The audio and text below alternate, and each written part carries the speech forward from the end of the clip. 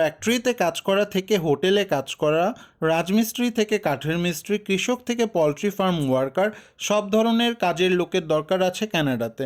আজকের ভিডিওতে আমি আলোচনা করব আপনি টাকা ছাড়া, শিক্ষাগত যোগ্যতা ছাড়া, আইএলসে ভালো স্কোর ছাড়া বা আইএলস ছাড়াই কানাডাতে আসার উপায় এবং কানাডাতে কাজ করার উপায়।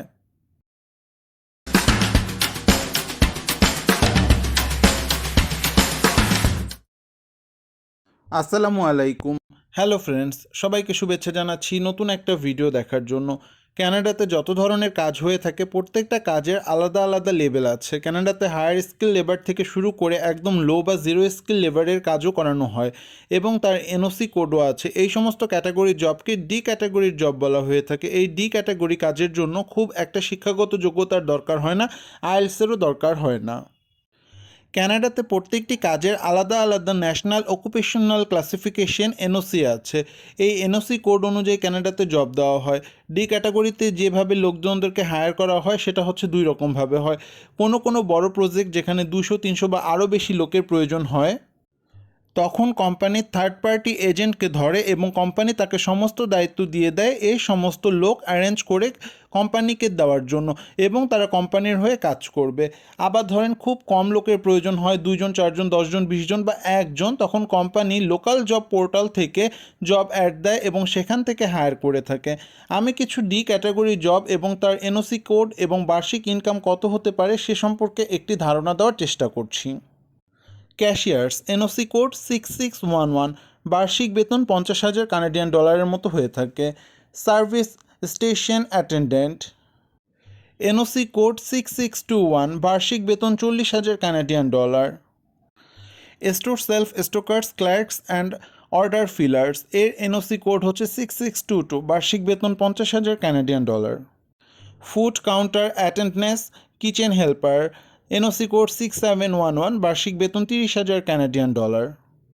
Support occupations in accommodation, travel and facilities set up service, NOC code 6721, বার্ষিক বেতন প্রায় 40,000 কানাডিয়ান ডলার।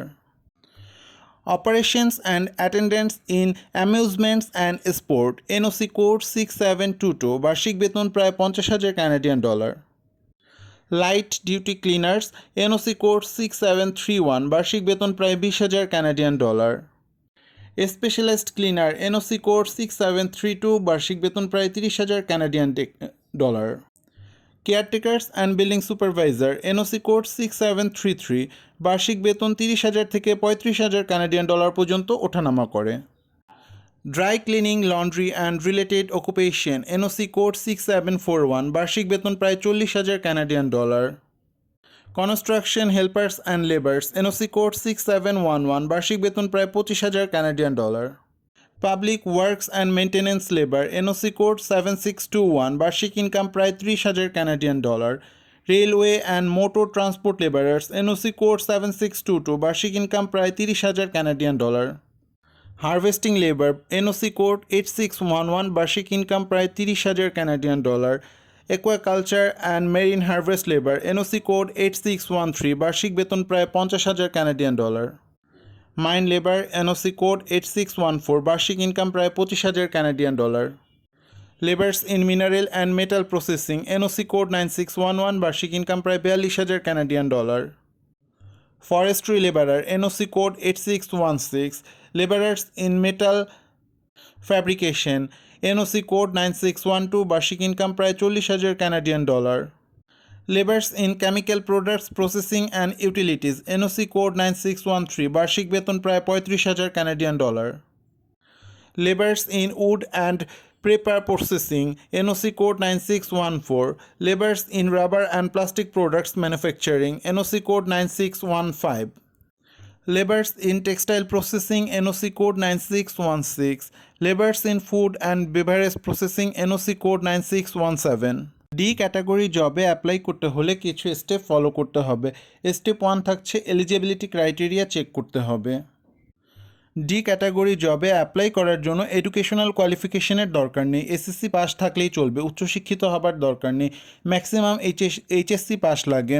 এর উপরে কিন্তু ডি ক্যাটাগরিতে জব করার জন্য কোনো কোয়ালিফিকেশনের দরকার হয় না। এই ক্যাটাগরিতে অ্যাপ্লাই করতে গেলে ম্যাক্সিমাম জায়গায় ওয়ার্ক এক্সপিরিয়েন্সের দরকার হয় না, অর্থাৎ ওয়ার্ক এক্সপিরিয়েন্স ছাড়াই ডি ক্যাটাগরি জবের জন্য আপনি অ্যাপ্লাই করতে পারবেন।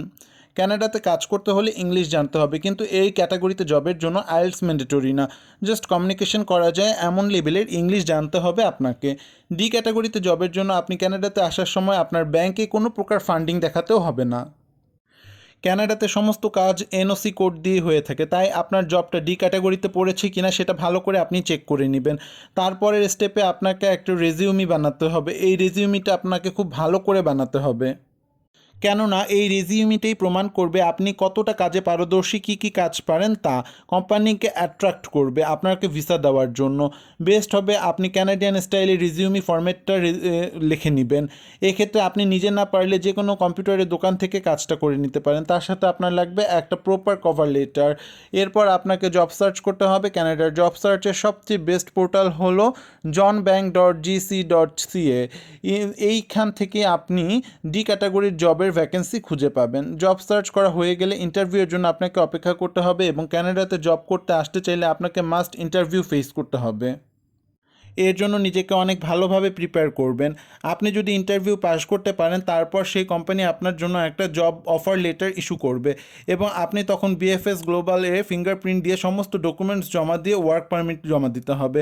এরপর আপনি কোম্পানির সাথে যোগাযোগ করে কানাডাতে চলে আসবেন। আশা করি ভিডিও থেকে আপনারা বুঝতে পারলেন কিভাবে টাকা ছাড়া, ডিগ্রি ছাড়া, আইএলটিএস ছাড়া ডি ক্যাটাগরির জব নিয়ে কানাডা আসবেন। এই ভিডিওটি ভালো লাগলে, ইনফরমেটিভ মনে হলে আমার চ্যানেলটিকে সাবস্ক্রাইব করবেন, লাইক দিয়ে বন্ধুদের মাঝে শেয়ার করে দিবেন। ভালো থাকবেন, সুস্থ থাকবেন, দেখা হবে নেক্সট ভিডিওতে। আল্লাহ হাফেজ।